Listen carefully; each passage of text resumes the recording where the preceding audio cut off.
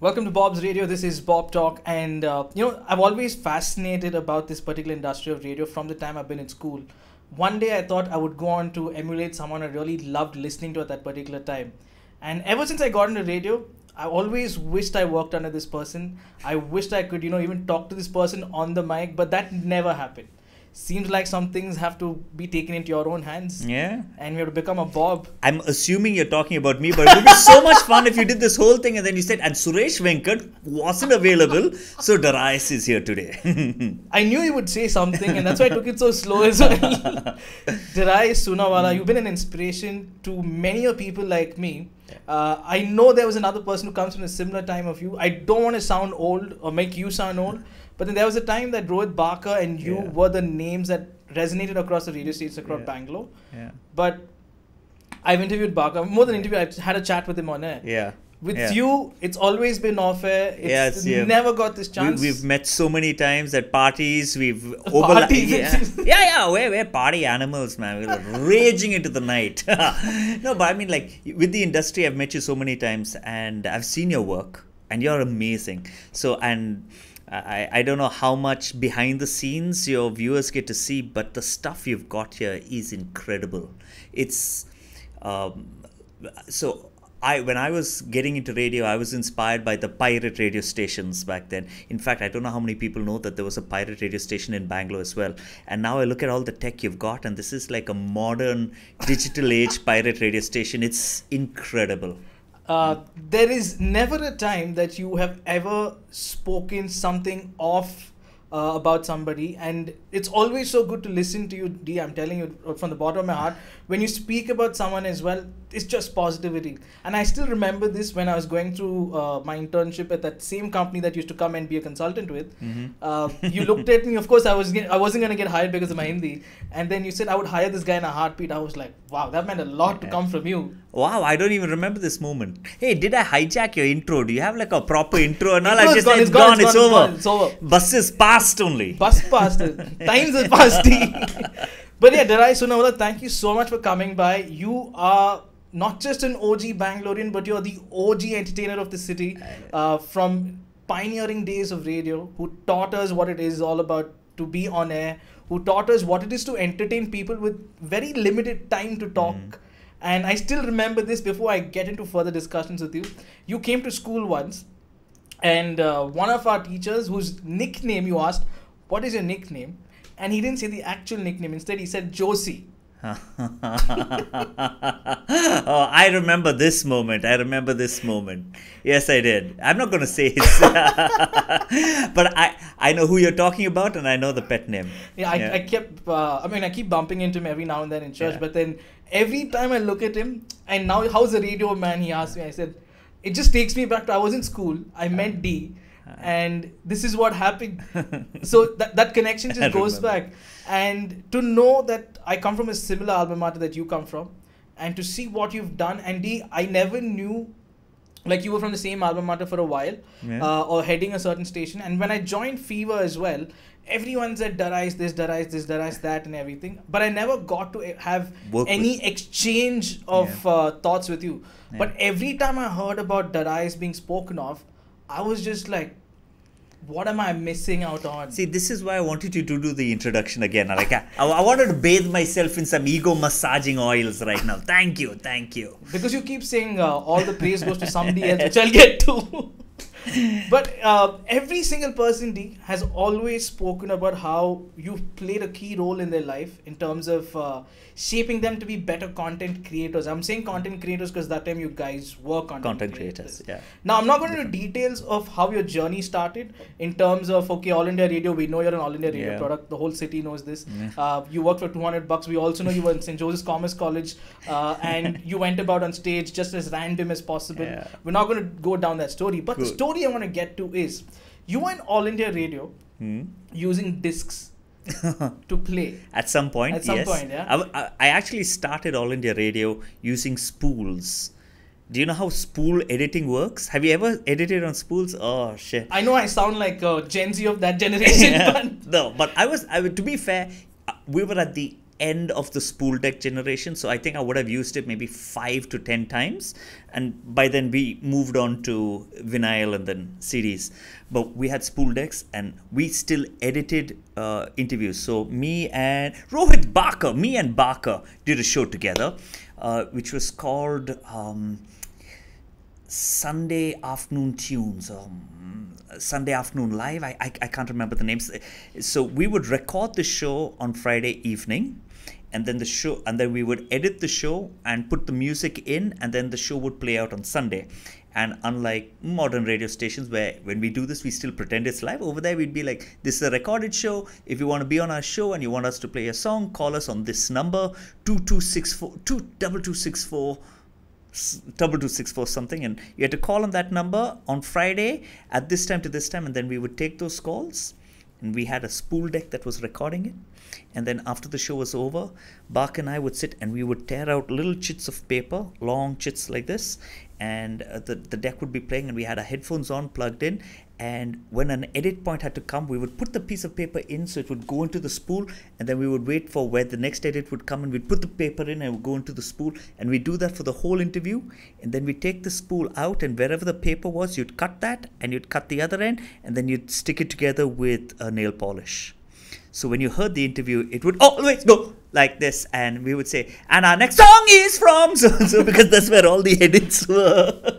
So that's where I came from, but that was just for a very short time, and then we moved on to cutting edge CDs and stuff, man. So wild times. But that also explains how content had to be kept to as minimal as possible. Yeah. Because of the things that you guys went through, and to keep tuned to the attention span of the audience. Yeah. I can't bow because I'll knock the mic, but I've never done this to you, but I'll just do it in honor. And right back at you. Thank you, Da. Thank you. And D, so you started off, CDs happened, CDs to digitalization happened. Yeah.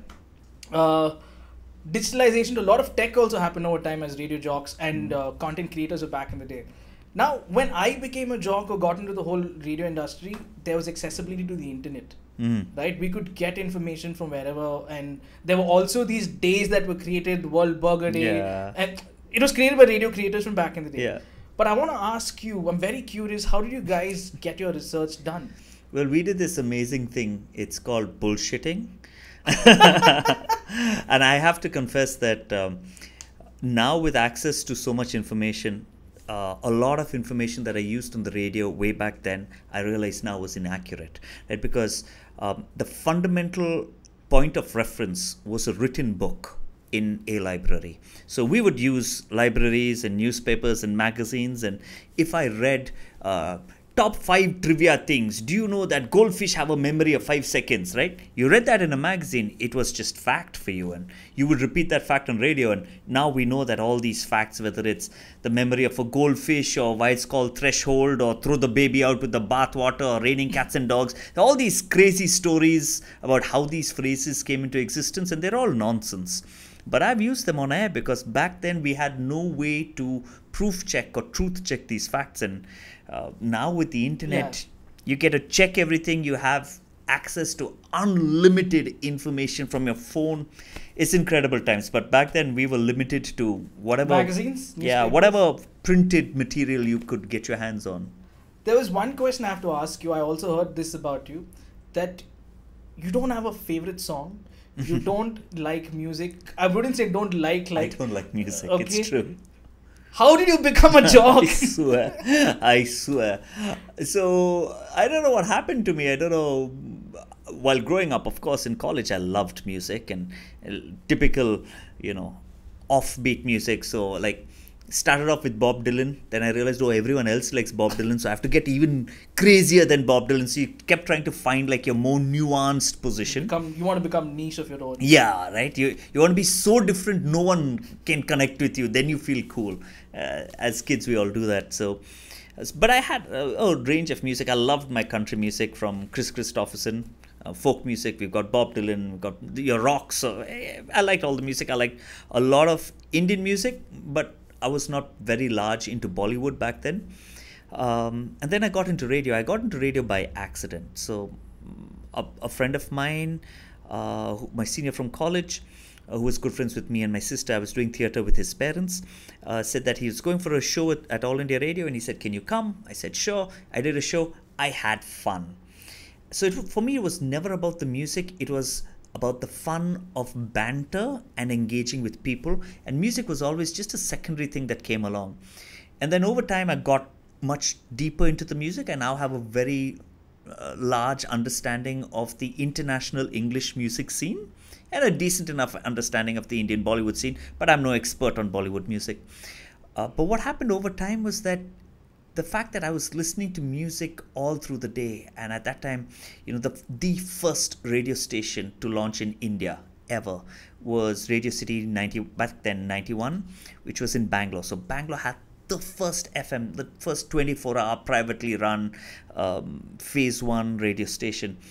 And they were piping music in every room, including the toilets. So wherever you sat and worked, you just had the radio on. And I think at some point, some switch went off in me, and I never listened to... I don't play music in my car. I don't have a music system at home. I only listen to music when my wife or my son insist on playing music, and then I listen to music. But it's bizarre. I don't know what happened. I can imagine with the dancer wife, how do you do this? Yeah. So 1, 2, 3, 4, 5, 6, 7, 8. Yeah. So till date, there's no favorite song also? Oh, I have a couple of artists I'm really fond of. Chris Christopher and Bob Dylan. I love Harry Styles. I love Taylor Swift. I think Taylor Swift is friggin' awesome. Yeah, I do. He's a Swiftie? I'm a Swiftie, dude. I'm a Swiftie. I love her. I think she's incredible. I think The Weeknd is an incredibly talented musician. Knowing you, Nodi, I don't know if Miley I should take this seriously or not. No, I'm serious. Yeah, I love them. I mean, and then of course Imagine Dragons and Kings of Leon, amazing band. So I feel like I cycle through music and I come back. I don't know. Do I believe this deep? After hearing all this, I won't ask you about current day music anyway. Hey, no, you know what? I think a lot of people say this, but I think what's happened is that mainstream content, whether it's television or movies or music, are becoming safer and safer.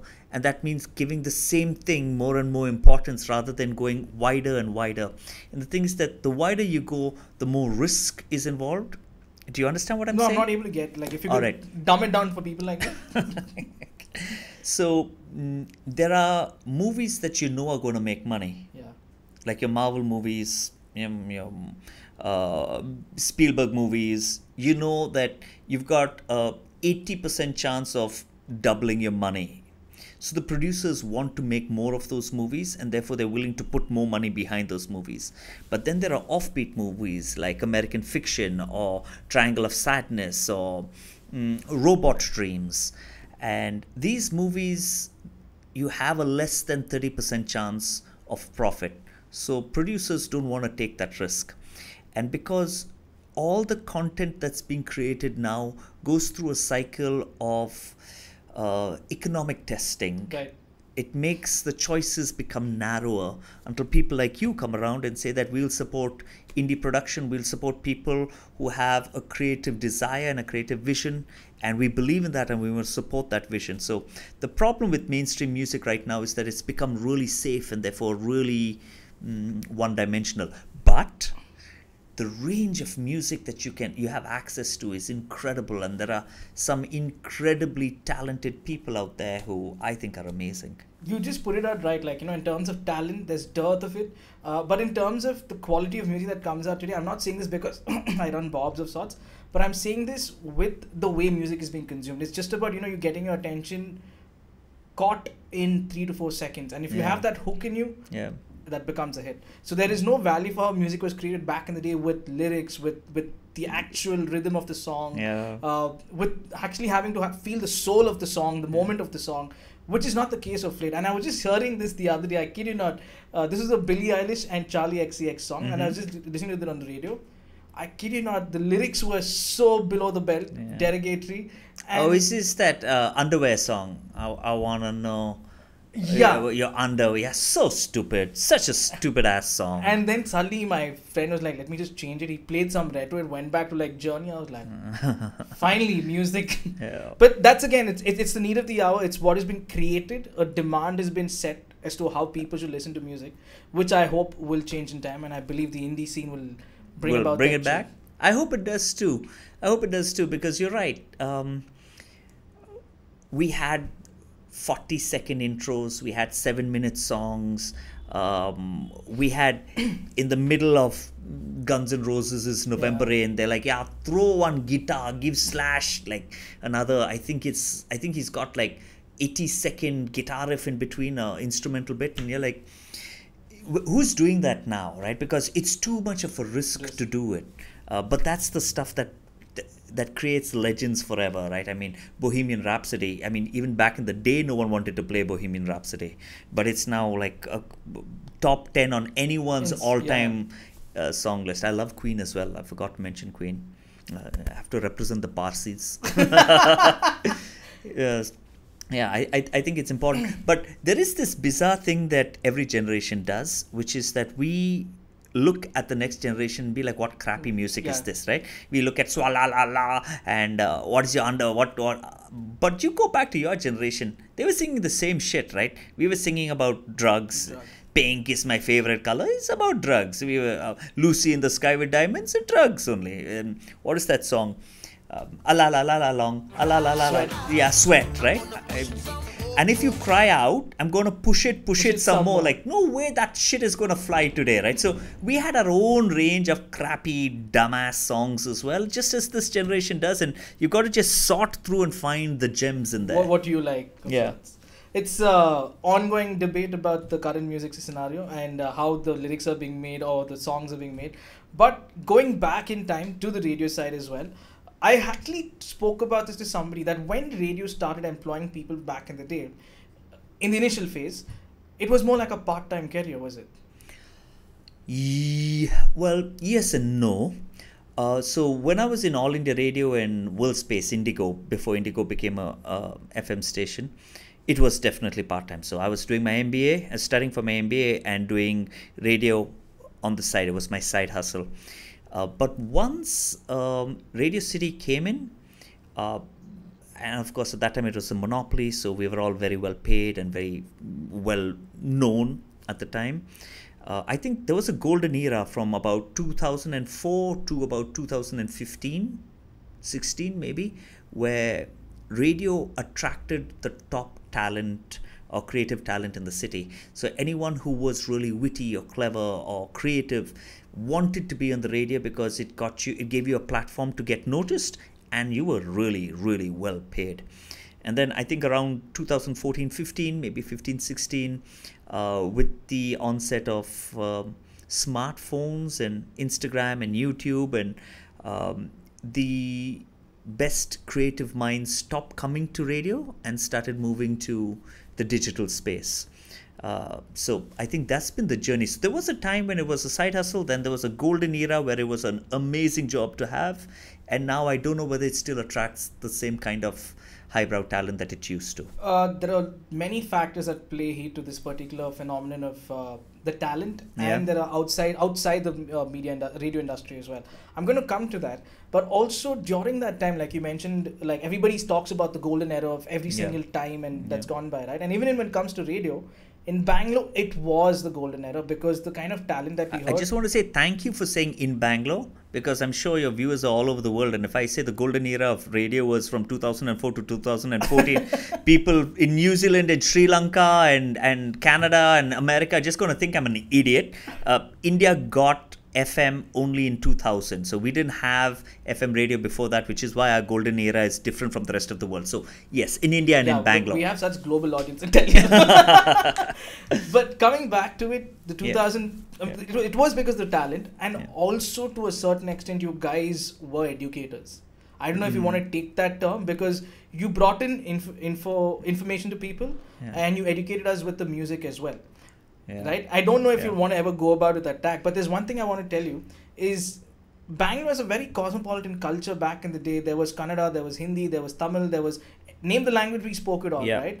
Yeah. But one language that connected, or rather two languages that connected with us is one, the local language Kannada, and then there was English. Yep. But also because of mainstream media back then was predominantly more on DD and Hindi, there was sprinkles of Hindi too. Yeah. Right? Absolutely. Now there is a shift that happens from you starting off as an English radio station. Yeah. And then you get into becoming Kannada. Yeah. And then you bring in Hindi as well. Yeah. And then you mix it like a khichdi or an upma. Yeah. Does that work strategically, or did it work then at least?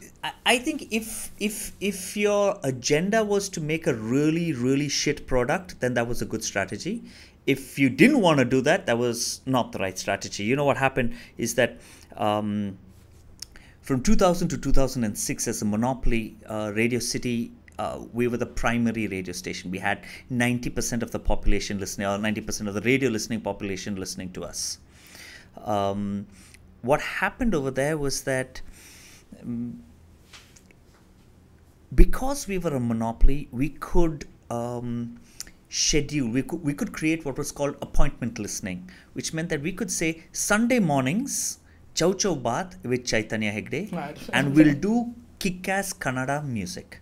And then every night from 11 onwards, we'll play retro Hindi. Or every Wednesday and Friday from 8 to 11, we'll play Rebel Rock with John C. and Santosh Nanak and Saggi. So we had different time slots, and then we had Bollywood music, we had Hindi, retro, we had English rock, we had retro English, then we had the world... the Putamaya World Chart Show for global music. Then we had Kannada. We even had a South Indian mix, which was Tamil, Malayalam, Telugu, all mixed together on a show. So there was music for everyone. And then, as economic decision making came in, and they started saying that, yeah, but this show is making more money than this show. We don't need this show. Let's do more of this show. And eventually you get like a kind of monoculture on a radio station, which is really sad, because I always believe like a radio station is like, it's like a pillar, and you're going to put, say, a female RJ in the morning, a young late 20s. So it starts leaning, the personality of the radio station starts leaning towards that demographic. So then you say, okay, to balance that out, we're going to have a rock show with two guys in the evening that'll pull it this side. And then you say, yeah, but we'll have a retro Hindi music over here, and you pull it this way. So the personality of the radio station was dynamic and floated through the day. But as people came in and said that, no, format radio is the way to go.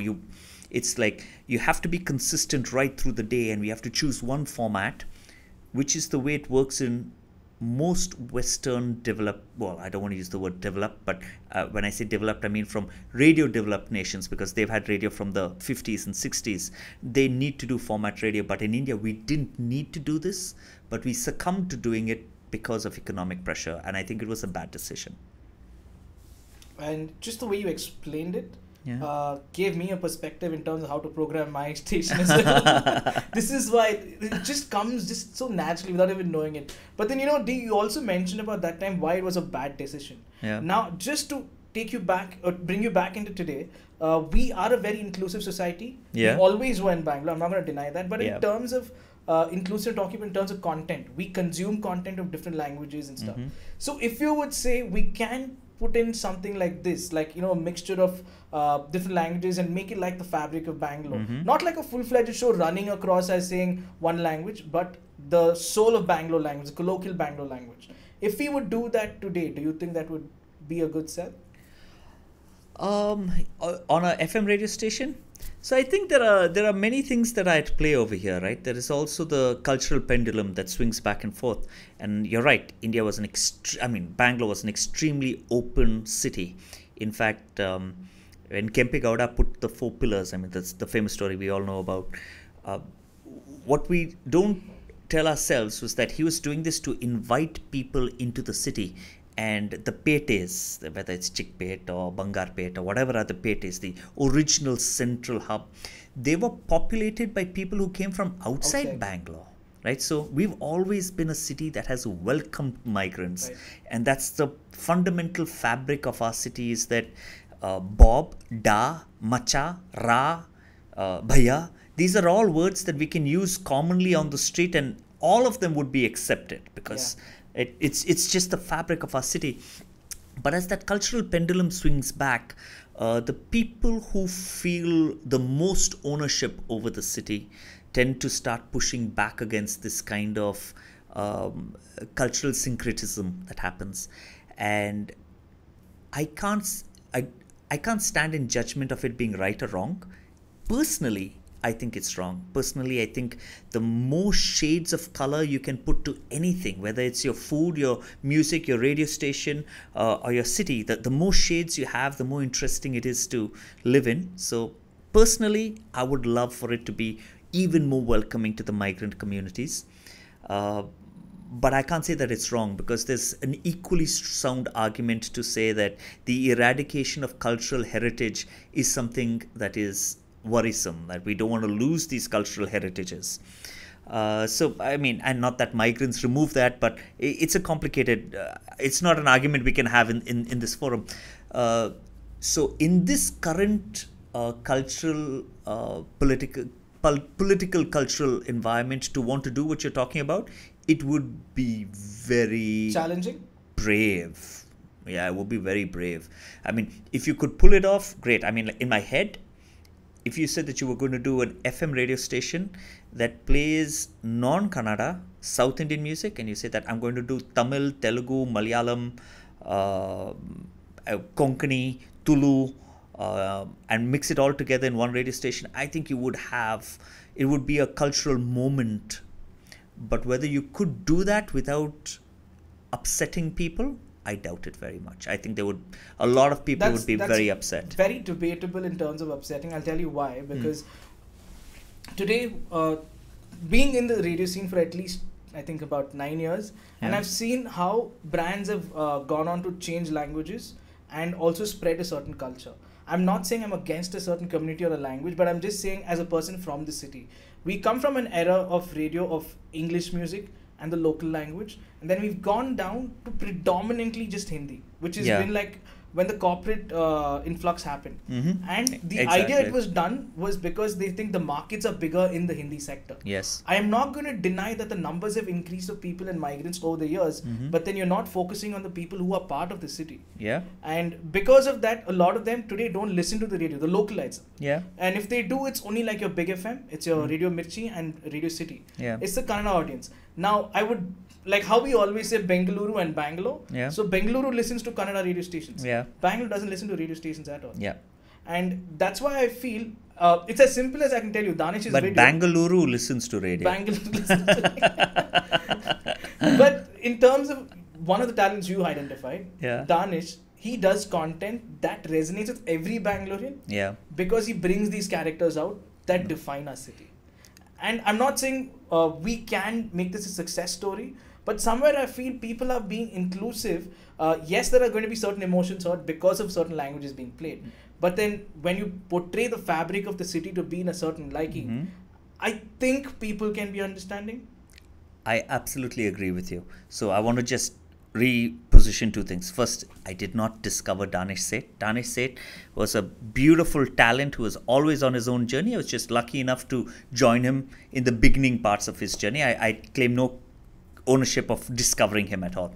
But the point you're making is super, which is that as corporates decided where the money was, it fundamentally, in a flawed manner, changed the course of content. So there was stories that the Hindi-speaking software engineers spend more money than Kannada-speaking software engineers. So play more Hindi music, so we get more Hindi-speaking software engineers because they'll spend more money. These were all false narratives, right? They were not true, as we see today. But what happened is that, as we spoke about in the beginning, is the corporate world is being controlling and making choices.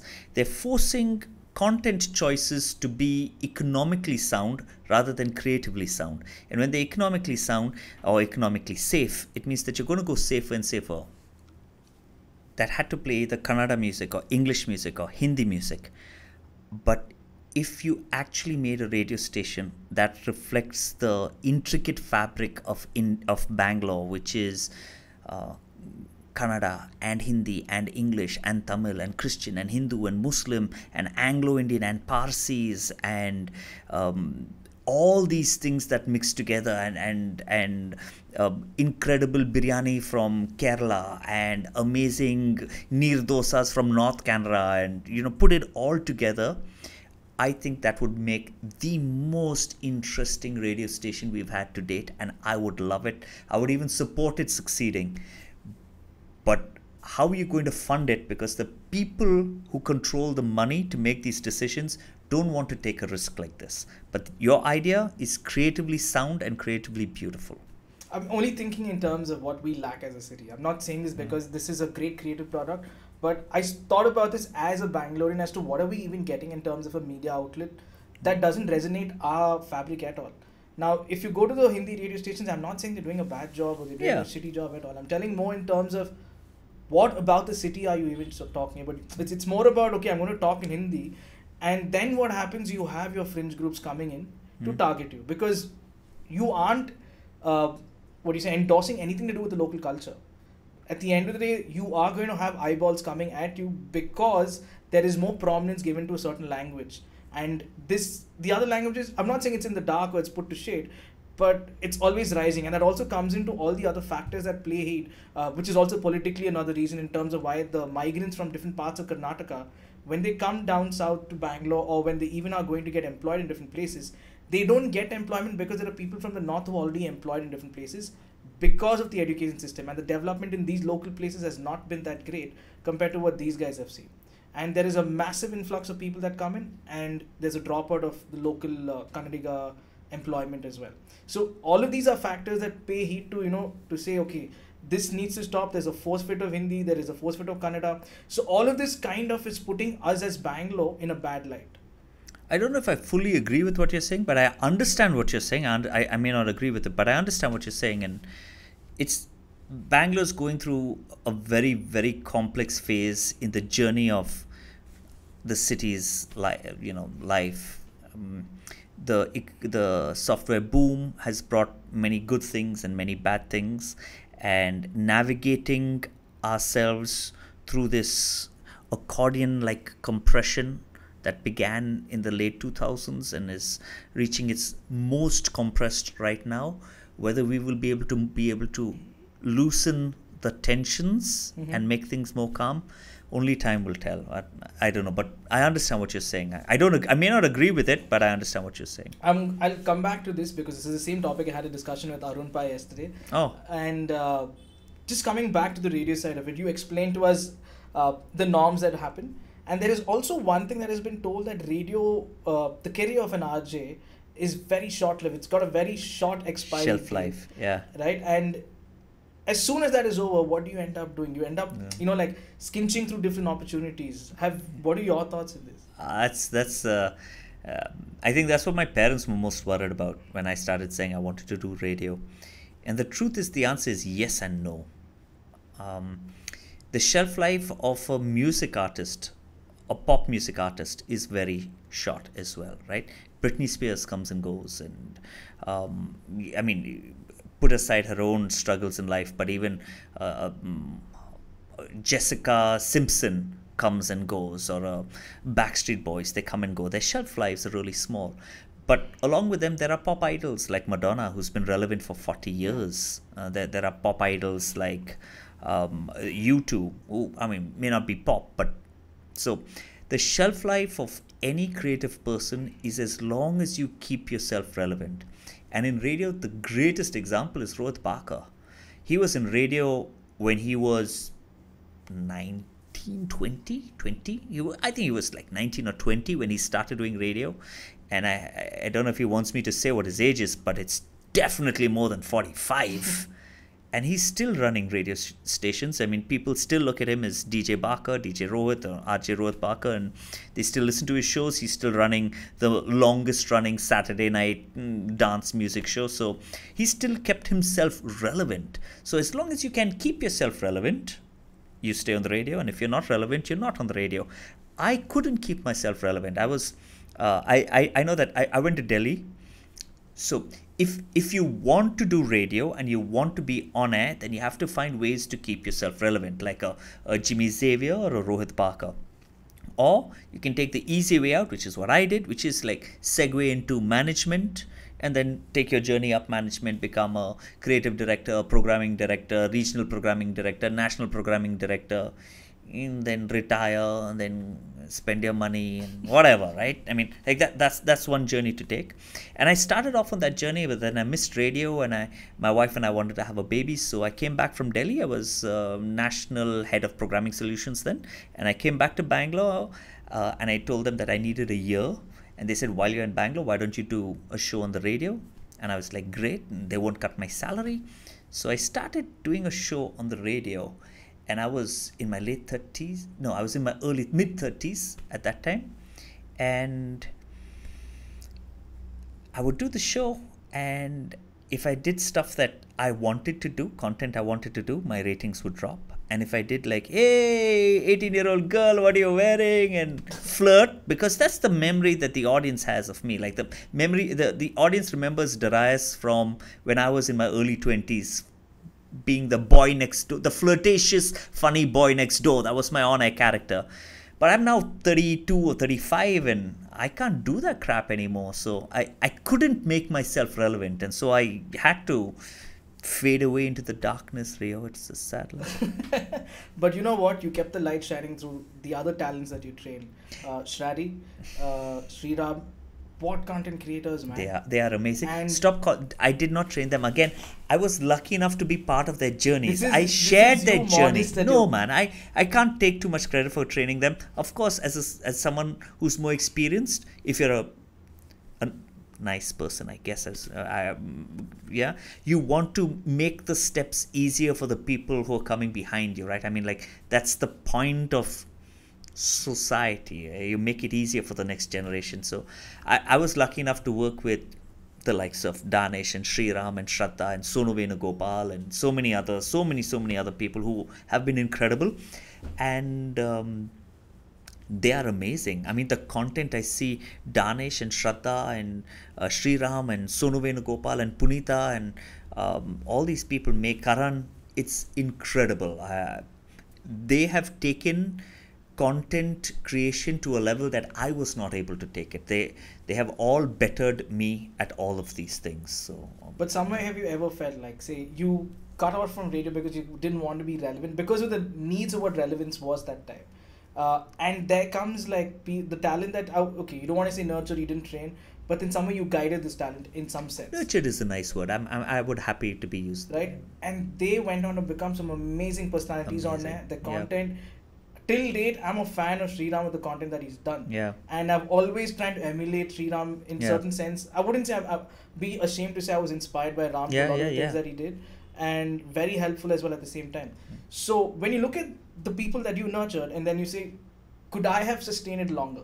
Could I have made myself relevant? No, what I'm trying to say is, say for example, you nurture these talents. Yeah. Now they are not trying to flirt with 18-year-olds. No, they're doing different stuff. They're doing different stuff. Yeah. So did you ever think, could I also have upped the game by doing something? I could have. Yes, I did. I did.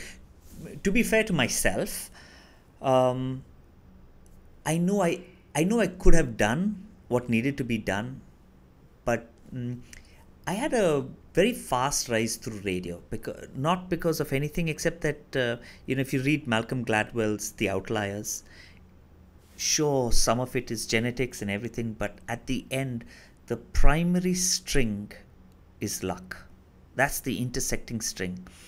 We look at the biggest tree in the forest, to quote his example, and we think that, oh, that means it came from the strongest acorn with the most fertile soil, but it's not that, right? It's also, did an animal poop next to it to give it the manure? Did it get the right rain? Did the trees next to it get a virus or a disease that killed them so that it could grow stronger? And there are a million intersecting things. Have you read Malcolm Gladwell's Outliers? I've not read school books.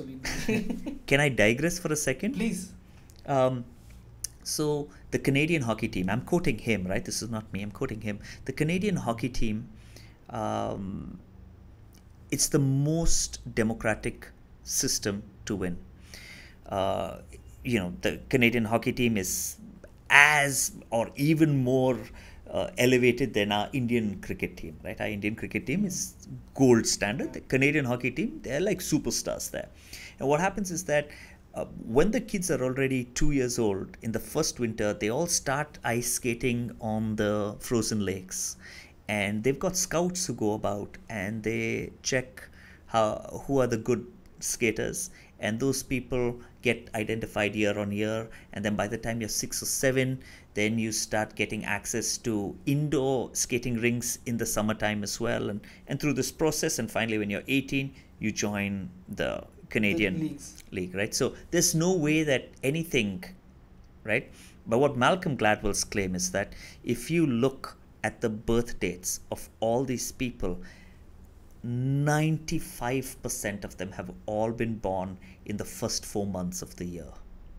And the reason for that is that they are the oldest when the second winter hits. And when you're 2 or 3 years old, a 3-month and a 4-month age gap makes you better than the others. It builds your confidence. It does all these things. And every time that incremental advantage keeps totaling up, and then he shows you all the Canadian hockey teams, and they're all born in the first half of the year. So his point is that we are lucky in ways that we don't even know. So I was lucky in the fact that radio, because of political environment, came about at a time when I was at the right age, with the right skill, in the right city. I could have been Darius in Chennai and I would not have joined radio. I could have been Darius in Bangalore 5 years earlier and I wouldn't have been in radio. I was just with the right skill at the right place at the right time. I got really lucky, and then I grew through radio really fast because I was the first person in, and as slots opened up for creative head or programming head, I just grew really fast. So I think by the time I was in my mid-30s, I was already jaded and bored of the medium. Probably, yes. I mean, it's tough to confess this, but yeah, maybe I was just done with the medium.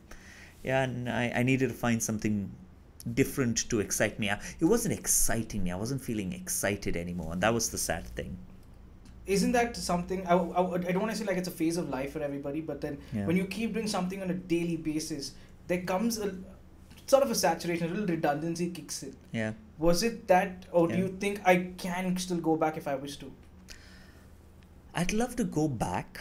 I'd love for one of the radio stations to call me one day and say, so and so is not well and there's no RJ available, can you fill in? And I'd be like, damn right I can. I'd jump in there. But if you said that, if they paid me a great salary and said, come and join us again for 2 years, I don't think I would do it now. I'm at a different, I've reached a place where I am comfortable with my life. And you know, I always say this, that contentment is a double-edged sword, right? I mean, I'm extremely content with my life, which means I'm almost always happy. But it also means that I have zero drive towards success. Whereas someone like Danish Seth is never content and therefore is always driving to get ahead. And it varies from person to person as well. And you spoke of you getting bored with the medium. Let me ask you, do you think the medium is going to die? Radio? Oh, I think indubitably it's going to die. I mean, I think it's terminally ill already. I think there are parts of the world, Sweden and Norway, have removed FM completely to free up the bandwidth for other digital services to be broadcast and GSM services to be broadcast. So I think the writing's on the wall. FM radio will most likely fade into the far oblivion before we do, but content won't. It's just that the same the medium will shift as it's shifting right now. You're running a radio station. It's just not an FM radio station. It's an internet radio station. So the music, the RJs, the jingles, the producers, the editors, the program directors, all of them will always be required. They just won't be on FM radio stations. Can I just add to that, Steve? Yeah, of course. When you say it's going to die, I'm going to give you an example of, say, radio started in India and Bangalore first. Radio City, 91 FM. From Bangalore, it set a remarkable moment. It was a phenomenon back in the day to get people together, listen to. It made superstars overnight, maybe over a year or whatever.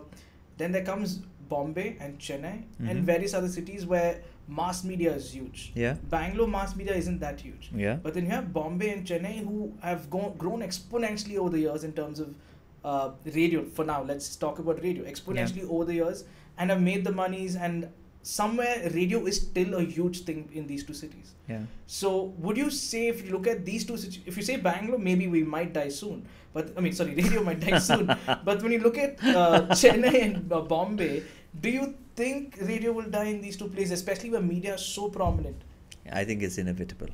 I think it's inevitable. I might be wrong, but I think before we die, radio will probably die. FM radio, I'm being clear, I'm talking about the medium. It's sad that I get to hear this from someone who's seen the business from the initial days. Yeah, but being attached to anything. I mean, Yeah.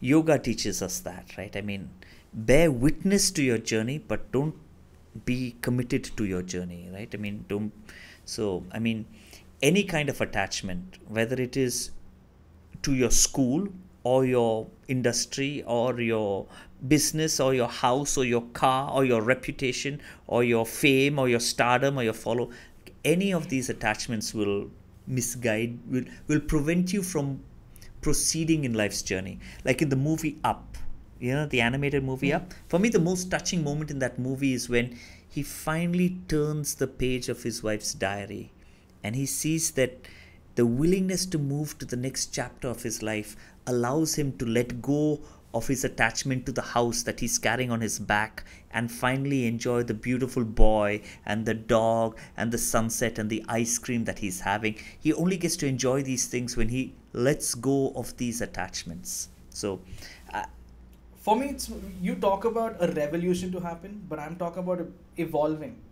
Like if industries were to evolve, like you agree to this, and somewhere with chatting with a lot of people from the industry also agree to this, that the creativity or the medium, I don't like to use the word, but this is what was used earlier, has been bastardized by the corporate way of running the medium.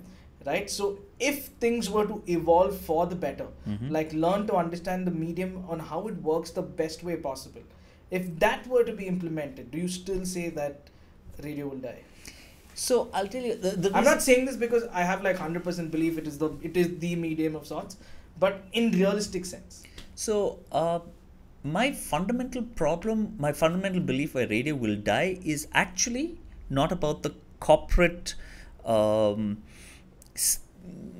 guidance that is happening, the economic, corporate, financial decision-making trifecta that controls radio, which is a problem, but I don't think that's the cause. I don't think that's the cause of its demise. I think the cause of its demise is the evolution of technology, right?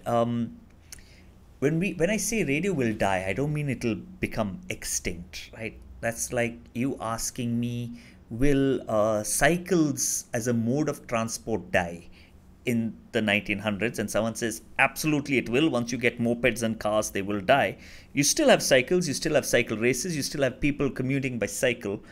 But as a primary functional mode of transport, it's more a hobby. It's like it exists on the fringes. Unfortunately, I wish it was a primary mode, but it's not.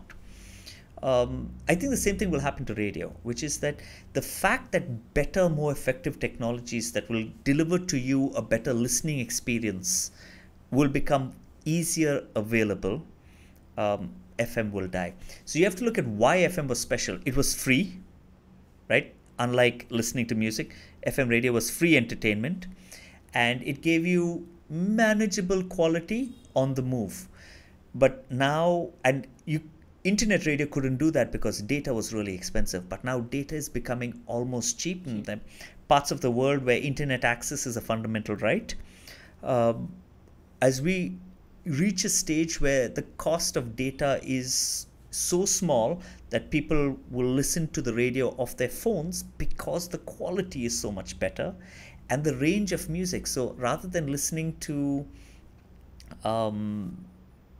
your choice of music, I can create a personalized radio station that gives me the songs I want and the content and the spoken word content, the RJ content that I choose. I'm saying I only want latest songs and the news.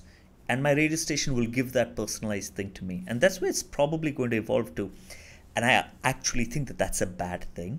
It's an unfortunate thing because, again, as Stephen Levitt, I don't know how much podcasting you listen to, but whether it's Stephen Levitt or Malcolm Gladwell, or I can't remember which one of them, I think it's Stephen Dubner who would have said this, where he talks about there was a time when you could walk out onto the streets and talk about, hey, when Ross and Rachel, I don't need to tell you who Ross and Rachel are. Everyone knows Ross and Rachel. But as we go into this hyper-personalized space of huge variety, there are so few names that everyone knows, right? And the beautiful thing about radio was that you could reach the office and say, hey, you know what Sunaina Lal was saying on the radio? And everyone can have a conversation about it because everyone shared that experience getting to the workplace. And I don't think that's going to happen anymore. We're going to become hyper individualized pockets of people consuming hyper personalized content. Which is part of the fundamental problem of alienation that's happening in the younger society. That's what they say about accessibility, right? The more accessible you are to a certain medium of sorts that consumes you instead of you consuming it, you will be the society will get consumed by the end of it. I don't know if I'm saying it right. I know what you're saying. Yeah, I like the analogy that someone said that, like, we all call ourselves, how many users are there on Instagram and how many users are there, and the point is that the only other place where we use the word users is for drug addiction. And the fact that we use the same word for things like Instagram and whatever, TikTok and YouTube and Netflix is worrisome. And that addictive usage of one space of content that's just yours is a problem. Yeah. From this worrisome, there's one more thing I think you don't believe in doing the way it's being done of late, is when people used to hire for any media or any talent for that matter of fact back in the day, it was based on the talent of that person. But today it's based on social media following. Have you heard of this? Yeah, of course. You're absolutely. And do you find that like bizarre, and what are your thoughts on this? It's crazy. It's crazy. I think how many followers you have on Instagram is a fundamental line when someone is looking for creative talent, even like to MC a show, right? Let's say Wipro wants someone to MC their annual function, and their first question is, how many followers does, and you're like, how is that even relevant, right? But it is relevant, which is why I would like to make a request on your show. That's for me as well. My Orkut profile is wildboy83 at Orkut. So I just thought you were going to say something to the event guys. I'm trying to build my social. I'm not trying to build my social. I'm the worst kind of Instagram user. I'm a voyeur. I watch everyone's content. I post nothing. I watch everything, post nothing. But unfortunately for us, it is the need of the hour. It is like you got to be. This is being relevant. Yeah. You know what? You're absolutely right. If I wanted to succeed as an RJ today, I would have to be successful on social media, and I can't do that. So you're right. If I needed to be relevant, I would have to be on social media, and because I'm an arrogant, middle-aged, grumpy guy, I'm not on social. I mean, I am on social media, but I don't create content on social media, and therefore I don't deserve to be relevant. But I'll tell you, I resonate with that thought of yours as well, because I never wanted to do this. Like in terms of, it's sort of like a burnout deal. Like every day do content, push content out. And I'm still a little bit of the old school belief. It's your talent that you always spoke well that needs to resonate. Yeah. Yes, I was also the same guy who at one particular company that I worked in, this is the future, Instagram is the future, start doing content on this, but no one listened to me then. But now everyone is like, okay, we got to do So you're making a mistake that many creative people have made over the years. I'll give you a great example of this, which was that when movies started coming out, they had to get actors to act, and they had to get the actors from theater to do it. And the stage actors from theater were like, what is this movie crap? So one-dimensional, so flat. They can't even hear your voice. You have to write it. right? Because they didn't have talkies back then, they didn't have audio. And the theatre practitioners refused to actually come on to. So it was a fight for the early movies to try and get theatre people to come and act in their movies. And the few that did became the legends we remember today. And we should not make that mistake ourselves, right? That we are leaving an aging medium for a new technology. And for some nostalgic, egotistical, fractured reason, this transition from the old tech to the new tech makes us want to say no, but we should say yes and grasp it and enjoy it. I think we can. Or we'll be left behind. Or we can do both. Oh, you can do both. Keep the old and the new, because I think somewhere there needs to be a part of your old life that needs to resonate with the future. Yeah. Otherwise, there won't be any more stories to tell. Absolutely, yeah. I mean, it's not binary. I mean, doing this doesn't mean not doing that. Of course, you can do both. You should do both. What do you miss about on radio now, D? Honestly, the truthful answer, I miss two things. I miss being recognized. It's a hard confession to make, but it's the truth. I miss being recognized. But little more than that, I miss the camaraderie of everyone hanging out at a radio station. You know, we had late night shows and I would finish partying with my friends and I'd be driving by the office. I'd stop by with 2 soft drinks for Saggy, because he was doing Rebel Yell. And he'd put on a song and we'd just sit in the studio and we'd share a soft drink each and and listen to the music. I'd do a soft couple music of things. as well? Yeah, no. And we'd do a couple of links as he's playing his rock music, which was in my trip, but we were just friends. Or Saggy's driving back, or Johnsy or Rohit Barker is driving back from one of his innumerable visits to Bandipur, and on the way he's calling me because I'm doing the early morning show, I'm doing the 6 a.m. show, and he's like, dude, I'm just coming into Bangalore and I saw a tiger, I gotta tell you about it. I'm like, come to the station, and we talk about like that, the camaraderie of all of us hanging out in one place and dropping in on each other's shows and sitting in the conference room or the jam room and trying to develop a new idea or a new interstitial, a new what we call benchmarks. Like, I miss that a little bit more than I miss the recognition of it. While you spoke of it, I had this imagery, like how when you age, you start seeing sports people retire, and they make these graphics of all these guys sitting on one table together. Yeah. That's the sort of image that went in my head, like you, Barker, John Z, Suresh Venkat, Sunaina Lal. My God, I haven't met her in more than a decade. So I don't know when. Just picturizing it, legends of the airwaves of Bangalore. Just thinking what exactly airwaves of Bangalore. But that's a thing of the past, and it's always going to be at the back of your head. But if you were given a chance to say, let's lead a new brand of content creators, I would probably do it. I would jump at it. I've discovered over the years that one of my big, I guess, making myself famous was a big driver when you were young and cool. And then making your station or your product successful was a big driver. And then I think I get right now the greatest joy from seeing people who I have supported get really successful. So if you said that, Darius, I'm starting a school of content creators and I want you to develop the curriculum, I'll give you my heart and soul in a heartbeat. I like how you say these things in a heartbeat. Like it sounds so sweet to the ears, Dave, every time you say something like that. And I'm like, are you hitting on me? You gotta get me drunk first, okay? Do we have it? A lot of serious stuff on radio, but let's understand some things that we end up doing in the studio. Apart from all the serious things, has there been any embarrassing moment with you on air? On air? Oh shoot, so many, man. Like? I've said inaccurate things. Have you cussed, but? I haven't, but I interviewed the lead singer of the band Jethro Tull, Ian Anderson.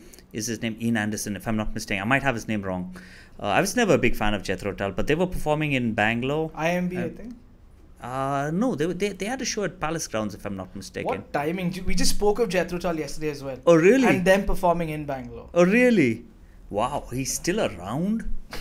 He's keeping himself relevant. So we were sponsoring the show. So he was supposed to, part of the deal was that he was supposed to come on the radio and we were supposed to give him mileage to try and get enough audience because they weren't selling enough tickets back then. And his flight was delayed. He came in late, and usually when we have these celebrities, it's always a recorded interview, right? Yeah. You record the interview and then you take the highlights because they're not going to give you too much time. They're going to give you 15 minutes. You record your 15 minutes, then you cut it into pieces and you put it over 1 hour. But it was really late, and he was on his way to Palace grounds.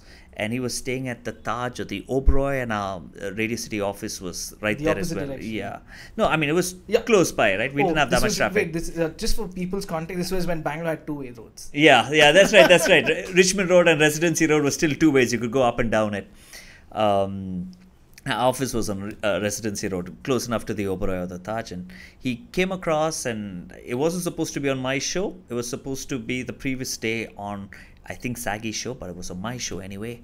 And it's live. So I asked him about a song that he's going to sing. He's going to open his set with a song called Bure. And I was like, what does Bure mean? And he's like, it's Welsh for success. So I said, so when do you feel that you are successful? When did you feel that you've reached it, you've made it? So he's like, well, actually, it came about in this moment when, I had enough money to buy my mom and dad a house. And he goes on to say that we came from a very, very lower middle class family, and we had a house where the roof always leaked. And when I made enough money to buy my mom and dad a house in London, it made me feel like I had made it. So I said, that's wonderful. That's going to resonate with all of us, because buying a house is like a fundamental dream that every parent gives their children to make. And we all want to buy our houses. And when we do it, it makes our parents so happy. And he's like, yeah, especially if they've been complete bastards to you. It's like, where did that come from? And I just like shocked, and I'm like, okay, here's the song. And this was live. It was and it was, we never did live with a celebrity, but this time we were. And I said, here's the song.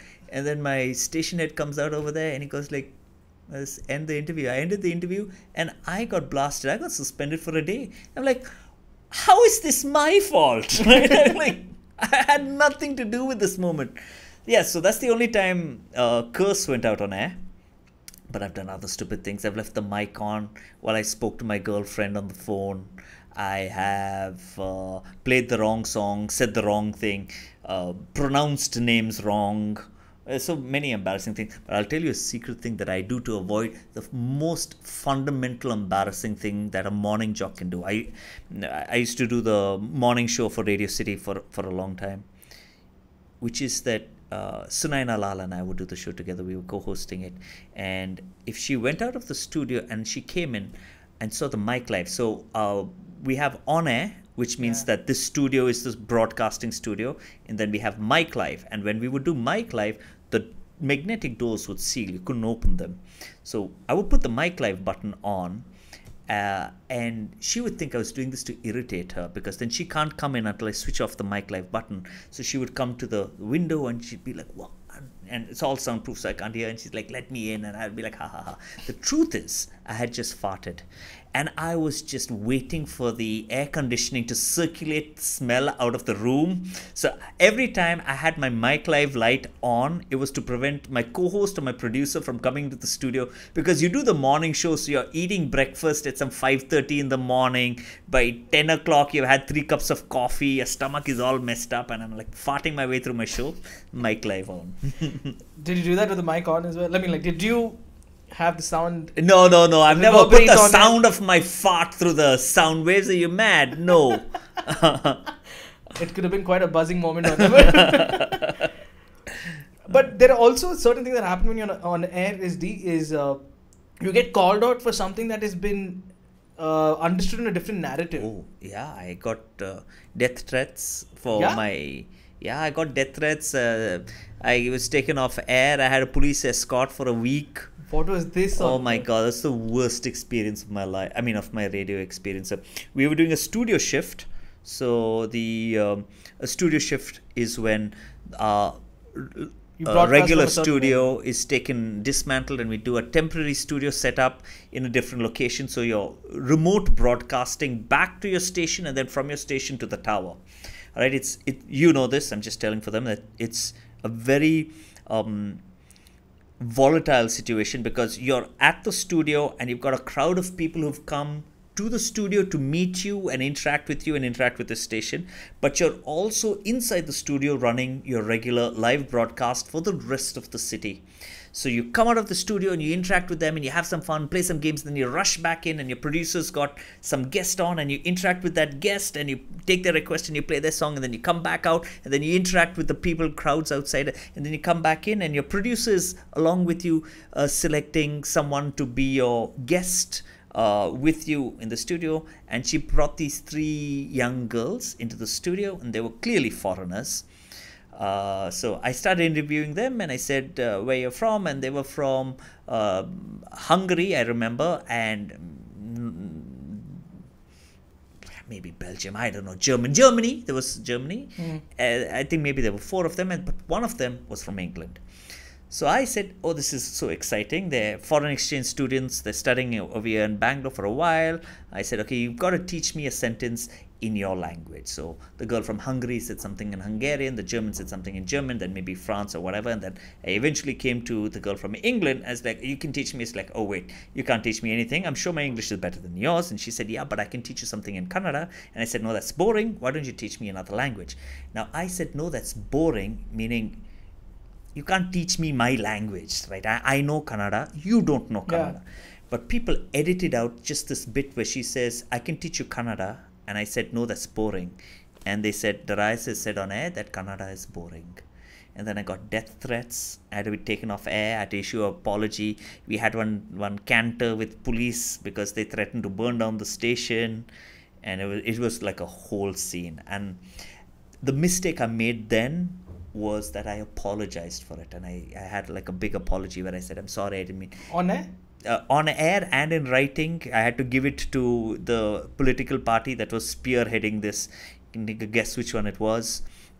And I realized that confession actually kind of made it seem like they were right and I had... But I hadn't. What they had actually done was taken something I've said out of context and misrepresented it. And I wish back then that the people in charge had given me the support I needed to and back me up and say that what he's done is not wrong. You're misinterpreting it. But we didn't do that. The financially sound decision was apologize and move on so we don't lose any advertisers. So I apologized and we moved on. That was probably my lowest point in radio. But something like this, it kind of it just messes up someone's mind. It does. Because at times it questions will they stand up for me ever again? Yeah. And was that also something that played in your head when you took that decision, okay, I'm done with the medium? Because you see... On a conscious level, no. But possibly because this was close to my journey of saying enough of radio. So maybe it was part of the growing sense of I don't want to do this anymore. Bangalore radio station, Bombay, Chennai, but Bangalore was the first one, right? Yeah. And you set up stations outside as well. So Radio City, when it launched... No, I'm saying eventually. Yeah. Eventually, I set up Bangalore for sure. Fever Bangalore, I set up myself. And then I was quite involved with the launch of Delhi. And then I headed them nationally at some point. So when you look at it, we had the first radio station in the country. Yeah. But the other two cities or the other stations outside of Bangalore ended up becoming larger in terms of revenue generators. Yeah. And in terms of the jocks, they're becoming more prominently huge in fame. Yeah. Yeah. So when you saw this, did you ever figure the reasons out for this? Yes, of course, right? They were in the LA of India. They were in Bombay then, Mumbai now. And therefore, their access to the father medium, which is television, which is filmed, it's films, it's Bollywood, was much more. So you're top successful RJs were hanging out and hobnobbing with the biggest names and celebrities. So they got to glom off that fame and rise as well. So that was one of the reasons. And of course, the market sizes Huge. at that time were hugely disparate, right? I mean, Bombay and Delhi were massively large economies compared to Bangalore's economy. I don't know what the difference is now. I would imagine that it's not too much. I think that we are now more or less at par with Bombay, or may not be at par still, but we're still quite high, right? We at that time you're saying we were just blooming into becoming this big city. This big city, yeah. So, and because those markets are much bigger, the money that comes in it comes out is much bigger. Therefore, the money going into the radio station is a lot more, higher. And therefore they became bigger and more famous. And the proximity to Bombay, and in Delhi, the proximity to the news world meant that a lot of them transitioned into news and television quite easily. Is there something you wish, could have been done on radio? Like there's one thing that people say, it's done, man. Everything is done on radio, but I'm sure that's nonsense. It's not true. It would be fundamentally egotistical and arrogant to say that in this medium everything that could be done has been done. No. Like what a myopic, arrogant thing to say, right? That's like a writer saying that every book that possibly could be written has been written. Nonsense.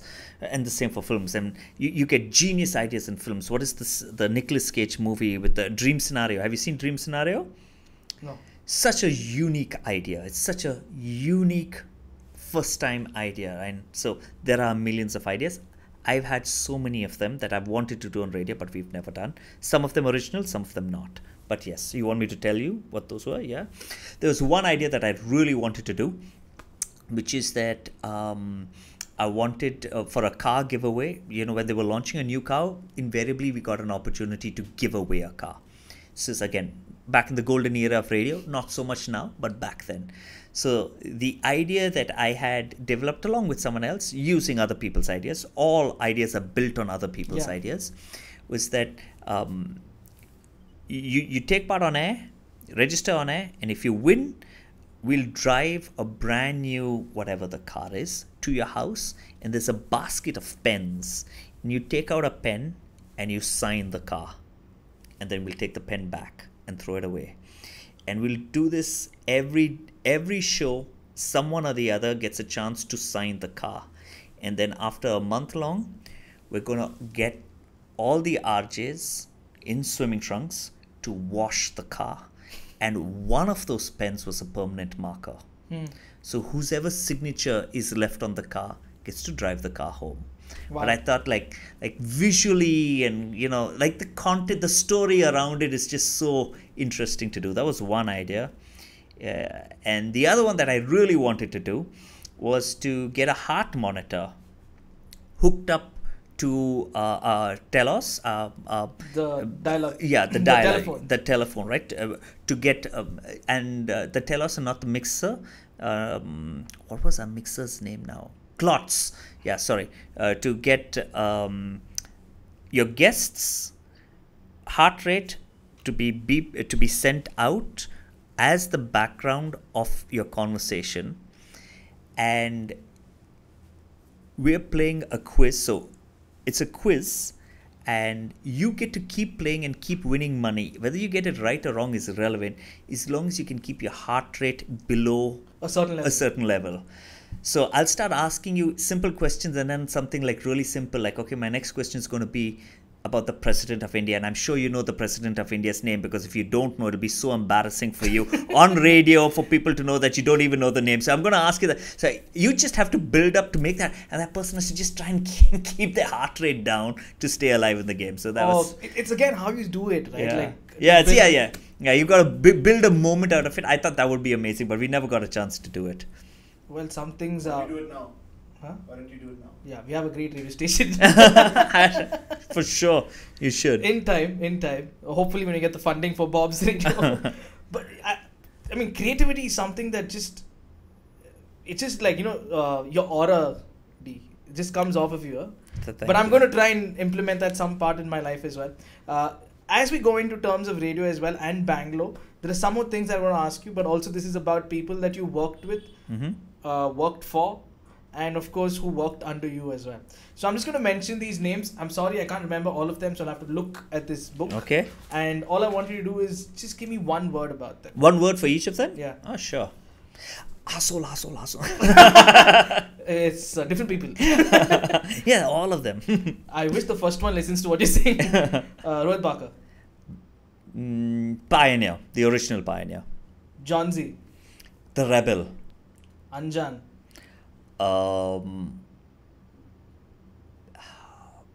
The Sufi. Oh, because of his current life. Yeah, because of his current lifestyle. Prithvi. Bangalore, like the. Okay, I have to use one word. Can I just say a phrase, man? Come on, like Okay, go the epitome of Bangalore boy is Prithvi. Rubina. Ooh. So I have a really nice story about Rubina. We'll come back to this. Can I tell you the story?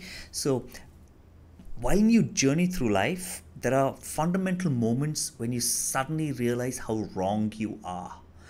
Right? And I worked with Rubina in about 2007, 2006, 2007, 2008. She was our music manager. And then she went to Dubai for a while. And then she was coming back to Bangalore and she contacted me for a job. And I was like, yeah, we've got this music manager position. And she's like, I don't want to be a music manager. I want to be an RJ. And I knew Rubina. I had worked with her for about 2 years before this. And she was not an RJ. So I told her, like, that's not available. And she kept telling me, no, but I really want to. And then at one point, she's like, Darius, you're not even giving me a chance. Just listen to one of my shows and then say no. But you're saying no without giving me a chance. I've grown. And I rolled my eyes. I even remember I was on Suranjan Das Road and I was driving in my car and she was on the speakerphone. And I remember like rolling my eyes and saying, okay, send me the demo, Rubina. I'll listen to it. And I reached the office and I downloaded the demo and I was like, shit. How fundamentally flawed of me, because Rubina, from where I knew her to where she was, had grown so much. And she was now an incredibly good RJ. But I was failing her by putting her in a box. And I hated when people put me in a box. And I had done the same thing to her. I had put her in a box and I was refusing to allow her to explore. And it was a fundamental learning for me. I never made that mistake again, ever in my life. So Rubina, I'm going to say, is the surprise. Sriram Salya. Mr. Nice Guy. I mean, beyond his talent and his creativity and his good looks and everything, fundamentally I love him because he's just such a gentleman is the word for him. Danish Seth. The man of a million voices. I mean, we see one side of the caricatures he does, but you should see him impersonate people you know in personal life.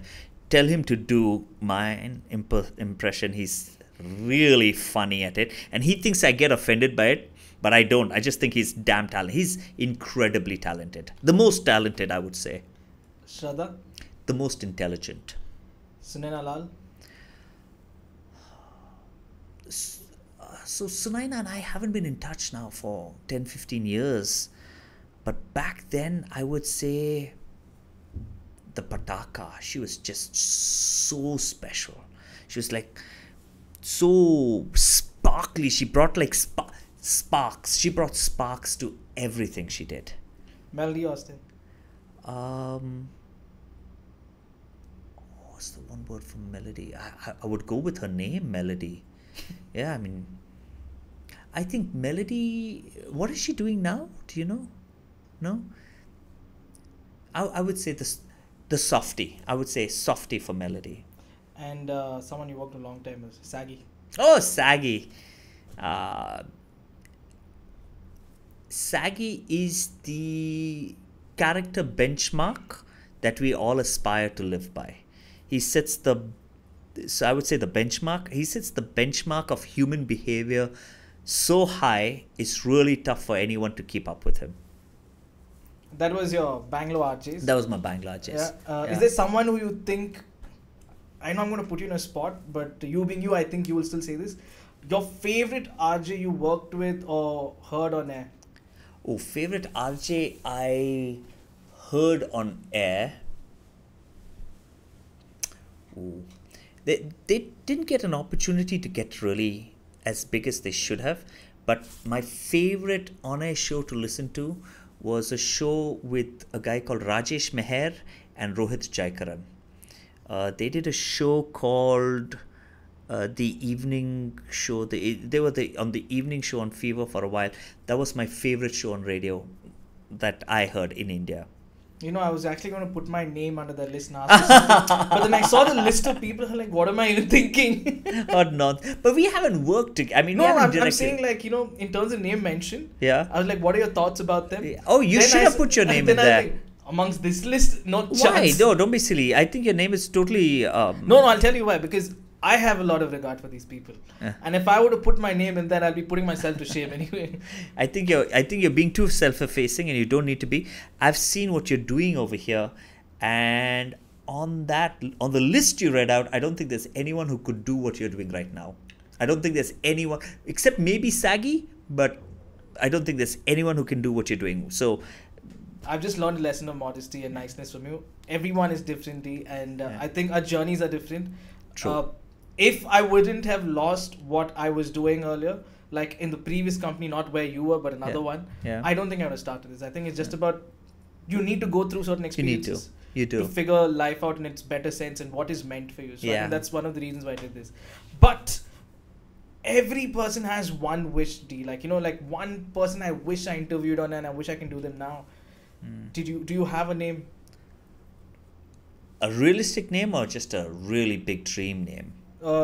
Realistic name, or it could be a situation as well. Like every RJ, every creator who's interviewed somebody always has that one name they would want to interview. Maybe they missed out on that person, or they want an encore as well. So, I honestly don't. I don't buy into the celebrity aura and the halo. So, not just celebrity, but I'm saying somebody in general. Like, you know, the other day I just heard somebody, and I think a reel I saw, but Janvi Kapoor said she wants to see an interaction between Ambedkar and Gandhiji. Mm-hmm. So everybody has a different perception of people and different idea of who to interview or, you know, have a chat with. And knowing you, who's a movie buff, who's a voracious reader as well, so I'm just thinking. Okay, so since you've given me, I mean, the only name that's coming to my mind, unfortunately, he's passed away a couple of years ago, would be an author called Terry Pratchett, who is possibly my favorite author. Not my favorite book. My favorite book is Catch-22 by Joseph Heller, but my favorite author is Terry Pratchett, and I would have loved to have the opportunity to interview him or to just hang out for an evening to talk to him and understand how his mind worked, because I love his work. I think he's created some incredible work. So, I mean, that's the only name, but it's not so much about to interview him, but so much as to talk to him. Yeah. Now, we've come from the radio side. Let's get into the Bangalore side. Ooh. Two Bangalore boys. All right, come on, tell me. You've been a CBD boy. I have been a CBD. Okay, by the way, CBD is not the oil. We mean Central Business District. Okay. Okay. So you've been a Central Bangalore district boy. Mostly, yes. Okay, but now I don't know how accurate that is. Central Bellandur district. It's true. Do you know about my childhood though? Do you know where I grew up? You stayed, that's the funny part, you stayed on Richmond Road, I think, right? No, so I grew up on a farm in Banarghatta. Okay. So I grew up on this massive 20-acre sprawling farm with cows and chickens, and my dad stinking of, you know, cows have a very particular smell because he would milk the cows in the morning or feed the cows depending on what it was. And so I grew up coming into town, into school in cars, sitting on milk trays because we had our curd packets and our paneer packets, and we would be dropped off to school when my parents did the deliveries. And as I got older, when I was in my PUC, I was in charge of the collection, so I would finish my school and then I would collect from the stores, Fatima stores, Lucy Tanya, that would sell our curd and paneer. So calling me a CBD boy is because of from when we've known each other. So from the time I started living on my own, I've been mostly a CBD boy. And now I'm a Bellandur boy. But you've always been Banarghatta, CBD. Correct, you're right. But how is it like being in Bangalore and being an outsider? Every time I clear the toll gate, to get to Bellandur. Man, I have to confess that I miss my central Bangalore life very, very much. I loved being on Richmond Road. I loved being in Frasertown. I loved being in Convent Road and all these areas. I loved it, especially after the tender show had got those pavements going. I walked everywhere, all the best places to eat. I love Central Bangalore. I miss it a lot.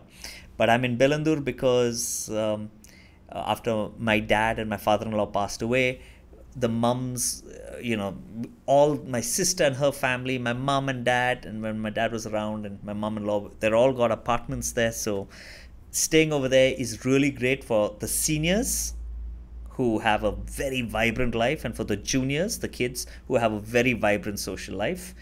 I also have a great life there. I mean, I can't complain. I'm spoiled as a person, but I miss Central Bangalore, man. Don't curse me, because after the reasons that he's given me as to why I even went at it. I mean, I know you are like right now staying in Belandur, but as a Bangalore boy, right? Yeah. We all miss something about the city. Mm-hmm. What do you miss? I miss being able to park on a two-way street without causing a traffic jam. I miss the low traffic days of Bangalore. I really do. I mean, that's the only thing I really miss. People complain about. I also miss walking down Brigade Road and having to stop at least 5 times to say hello to 5 different people who you knew personally. Yeah, so as the old small city is now big metropolis, we lose some of the small city charm for the advantages of a big city metropolis.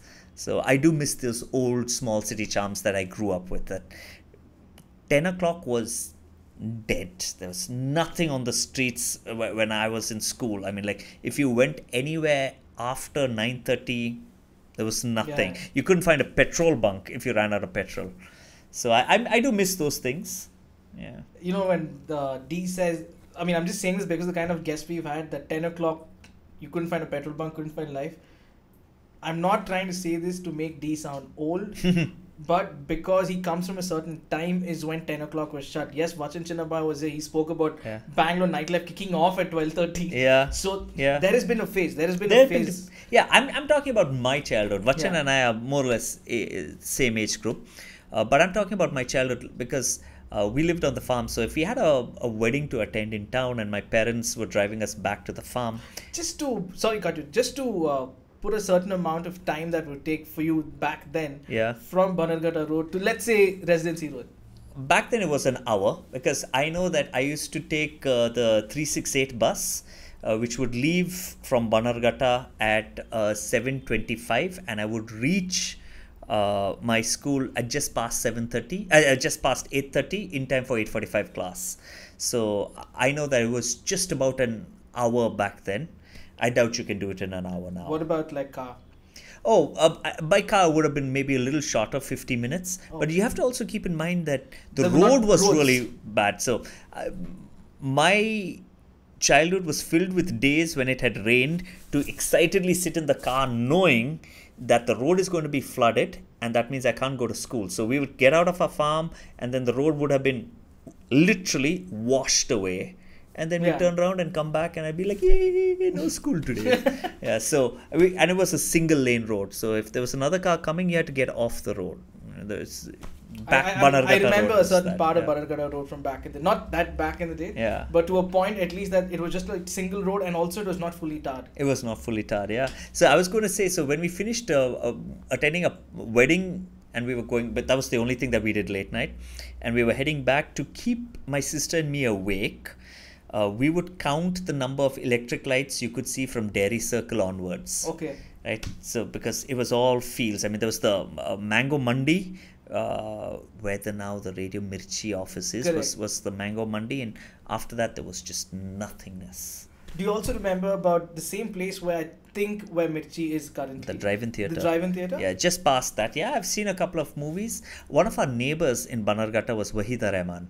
Oh. So when her movies would come out, we would all go together in our cars. It was a big occasion for all of us to go and watch a movie at the drive-in theatre. So I've attended a couple of movies there. And also there is one thing, because you mentioned about you coming in from the farms of Banargata, there were also a lot of prominent names that come from the city who were, I don't want to say farmers, but who came from these farms in Yes, Banargata Road. yes, yeah. They're called gentleman farmers. Gentleman farmers. And Yes. I think Adam Pasha was one. Yeah, I know. Adam and I would hang out at Banargata crowd parties all the time growing up. Yeah. And what was the community back there that It was a bunch of absolute nut jobs. I can't think of a single regular neighbor that I had growing up. They were all very, very. There was one of our neighbors was a guy called Jeffrey Downer, and he was from England. He was a shippy and met this girl in Bombay on a shipping route, fell in love with her, went back to London, loaded all his stuff onto a car, and then drove from London to Banargata. Wow. Unloaded Back then? This is back in the 60s. Wow. End 60s or maybe early 70s. Yeah, no, 60s. This was 60s. So he drove from London to Bangalore, arrived at her doorstep and said that you said that if I came, you'd marry me. And she's like, yeah, okay. Unloaded everything, spent a night with her, and then drove back to bring the rest of his stuff. So he did London, Bangalore, Bangalore, London, London, Bangalore. It took him 1 year. I can't even imagine doing this, right? And he drove through Europe, through Afghanistan, through Pakistan, over the Himalayas, into India and down. And this is thrice, and on top of it, when you think of today's time, you're like, does it even exist? Yeah. His son is still a really close friend of mine called Christopher Downer. He used to do a lot of plays in Bangalore, but now he's based in Goa. Oh, lovely. And in terms of Bangalore, let me also ask you this. We have grown exponentially as a city. We spoke about this as well. But in just someone who's from an influential position, who's been in the media, who's done media in different languages as well. Now, there is a sort of a fringe imposition of Kannada. Mm-hmm. I'm not saying it's wrong. But the way we do it, I always believe that we as people have always been welcoming. Mm-hmm. We as people have always been receptive to people with respect to where you came from. And we respected people and the languages and the traditions. Yeah. So if anyone would come into Bangalore, we'd first try and speak to them in the language that they know to make them feel comfortable. Yeah. And this has always been the case. Mm-hmm. But now, because of a certain way of people's reactions coming in from, especially the people coming from Northern Belt, there is a little bit of a reaction coming in from here. Yeah. From the localites. And I don't even think the people who are from Bangalore, but I believe these are people who migrated from other parts of Karnataka. They have the right to feel the way they're feeling, a little left out in terms of the language side of it. But is that the right way to go about and force it onto somebody? So there's no way to answer this. As a Bangalorean, so there's no way to answer this with absolute yes or no, right? There's only my opinion on this, and I'm very clear that this is my personal opinion. My opinion is that it shouldn't be a demand, but it can be an expectation. And when we are traveling, there are two kinds of travelers, just as tourists. The travelers that reach, say, Paris and be like, how do you go here, or hum yahan jana hai, or whatever. Or the ones that say, bonjour, pardon, je ne parle pas le français. I'm saying it wrong, but you just say that, and then you can shift to English. But the fact that you acknowledge the fact that I should be speaking French, I can't, help me. And so, the snotty French who are like, I've never experienced that ever, and I've gone a couple of times, and I've never experienced that. And I think it's just how you approach the person. If you just say that, listen, I wish I could speak French, I can't, can you help me with English? And they're like, yeah, sure. And I think expecting the same thing here is fine. For them to, for someone to know 10 words of Kannada is not a big ask. So I think both people are at fault over here. I think people living in the city need to know just a few words in Kannada, just enough to say, Kannada barala, adre salpa dayaviಟ್ಟು ನನಗೆ ಸ್ವಲ್ಪ help ಮಾಡಿ. And then you speak Hindi or English, that's fine. But to be able to the effort, right? So I think they need to do that. And on the other hand, I think the aggression that is displayed to someone who doesn't speak Kannada is also disproportionate to the infraction they are committing, right? So I think both these need to make a lot more effort, and these people need to calm down. And I think then we'll have a middle ground to meet. I don't want to say it's a utopia, but it's to it should be a request. request. It shouldn't be a demand or an expectation. It should be a request. I request you to learn my language. Yeah, because I don't know if you'd agree with me on this as well, because when Hindi was being imposed on us a couple of months ago, we were very repulsive, and anything that is forced upon will be rebelled against. So if we are going to do the same treatment about Kannada to somebody else, I think they would also repel to that. And I think if you look at Bangalore with an analogy to, let's say, Mumbai, right? You speak Hindi in Bombay, no one bats an eye. If you can speak Marathi, they would really like it. But I think Bangalore needs to also look at it that way. That, like, if you speak Kannada, man, I'll do a lot more for you. We have a bond because you've made the effort to learn my language. If you don't speak Kannada, okay, man, we'll manage. But I'm not going to be that nice to you because you're not making an effort for me. But to say that you don't speak my language, so I'm going to hate you. I think finding a reason to hate people is so easy today, right? And we shouldn't. We should always choose love over hate. Totally. And most of it is politicized, but I think when we look at the larger picture of who we are as people, who we've grown to be as people in this beautiful city we call home, I think that's when we find the answers to how to behave in public or how to treat somebody when they come from outside. Now, for the final one, Lee, I know it's been a long one. It has been a long one. Bangalore or Bengaluru? Oh, so the thing is that, exonyms and endonyms is something that exists everywhere in the world. And I think we have to embrace that. If you're speaking Italian to an Italian, you'll say Roma. But if you're speaking English, you'll say Rome. You'll say Florence or Firenze, depending on what language you speak, and Paris or Paris, and so on and so forth. For all countries, they have endonyms within the language of the people and exonyms for languages that are outside. So I think even before this became a thing to talk about, if I spoke in Kannada to someone, we'd just say, "Illa now Bangalore ge hog bandidivi." You just say Bengaluru. Impulsively, right? It wasn't. But if you're speaking English, you'll say, "I just went to Bangalore and came." And for me, that's depending on what language you speak, use that word, because I found it so superficial when cool people are like, "Oh, I just went to Ibiza and came back." You're like, dude, just say Ibiza. You're anyway not pronouncing it correctly when you're trying to do it in the right language. And the same people who try to correct you when you say it's Paris, you're like, it's Paris. I'm speaking English, I'll say Paris. If I was speaking French, then I would say Paris, or as close to it as you could, but I'm not. So there's an exonym and an endonym, and it should be the same over here. If I'm speaking English, I'll say Bangalore. If I'm speaking in Kannada, I'll say Bengaluru.